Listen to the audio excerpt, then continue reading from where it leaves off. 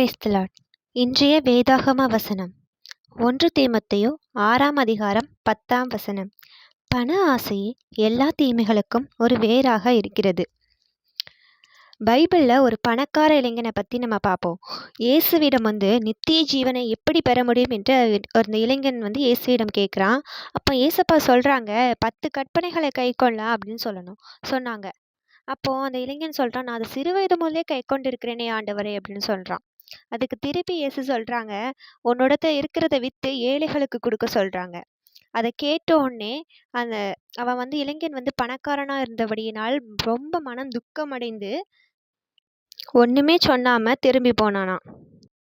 கடவுளை நாம் அதிகமாக நேசித்தால் சில சமயங்களை அவரை பின்பற்றுவதற்கு தடையாக இருக்கும் என்பதை இந்த கதை நமக்கு காட்டுகிறது.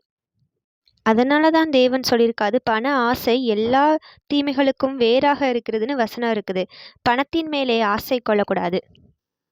நம்ம ஆசையெல்லாம் நம்மளுடைய ஆண்டவர், நம்மளை படைத்த ஆண்டவர் மீது இருக்க வேண்டும் என்று தான் நம்மளுக்கு வசனம் கற்றுத்தருது.